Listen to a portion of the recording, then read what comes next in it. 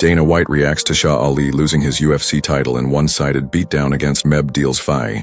Despite having some success to the body in the latter stages of the 5th round, the Georgian wrecking ball Meb dominated and dethroned Suga to claim UFC gold at the Sphere. Speaking at the post-fight press conference, UFC President Dana White was asked whether he thought Sean Ali left too little too late, with round 5 being the only round that all 3 judges scored for Suga. "I don't disagree with you, he looked flat," acknowledged Dana, adding how Ali didn't look sharp and he didn't look crisp until the last round. He hurt him with the body shot. He knew that he'd hurt him with the body shot and he kept going and trying to finish, but yeah, I looked at the punch stats and it was like 6 in a couple of those rounds. I think that he's one of those kids who lives for moments like this. This is what he's all about, he's that guy, but I don't know if he just got in there tonight and felt flat some nights. It is what it is. Ali himself has also just posted to his social media in response to the defeat, writing on Twitter, "Over-promised, under-delivered.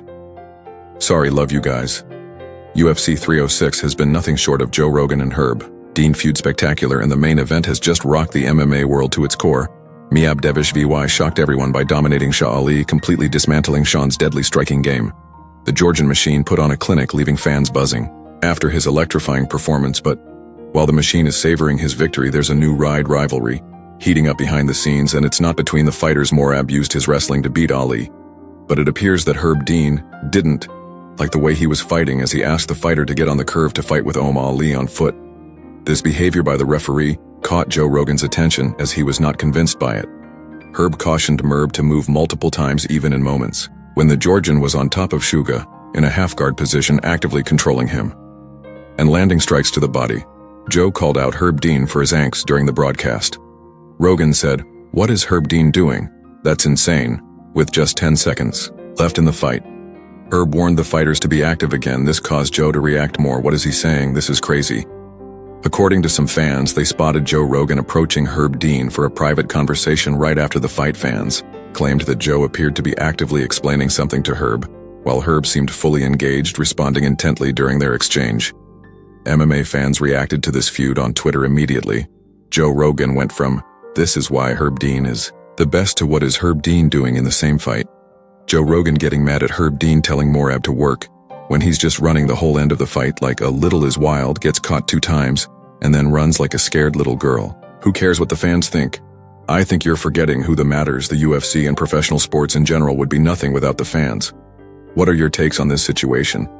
Although there were moments when Mar wasn't inflicting serious damage on Sean while on the ground, it seems illogical to stand up a fighter who is actively throwing punches and working to improve his position. Leave your comments below.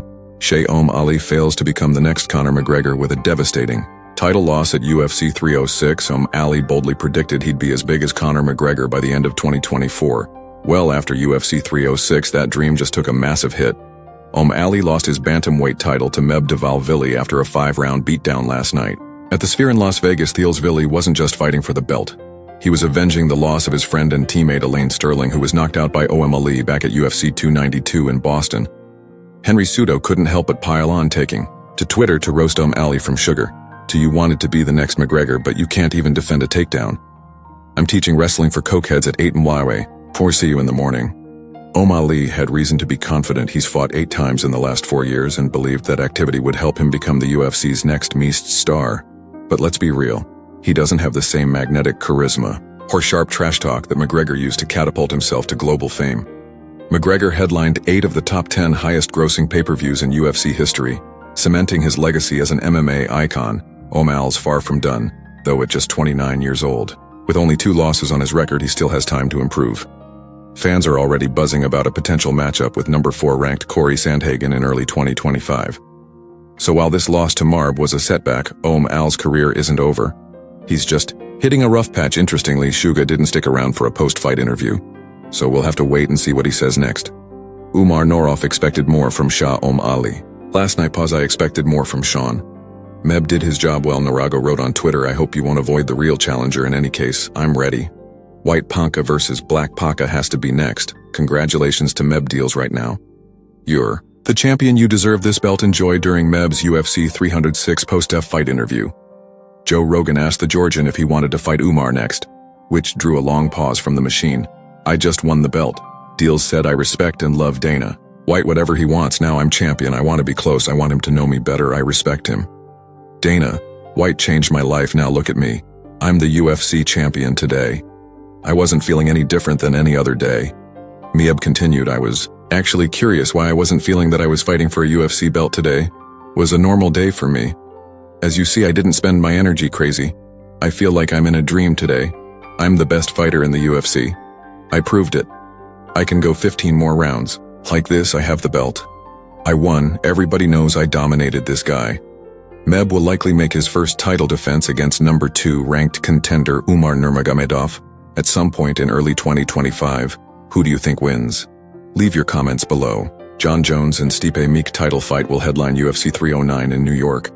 UFC CEO Dana White just dropped some big news. The much-anticipated title fight between Jon Jones and Stipe is officially set. Complex broke the news on Friday and ESPN followed up with the announcement on Saturday. Jones and Stipe have been on a collision course for over a year.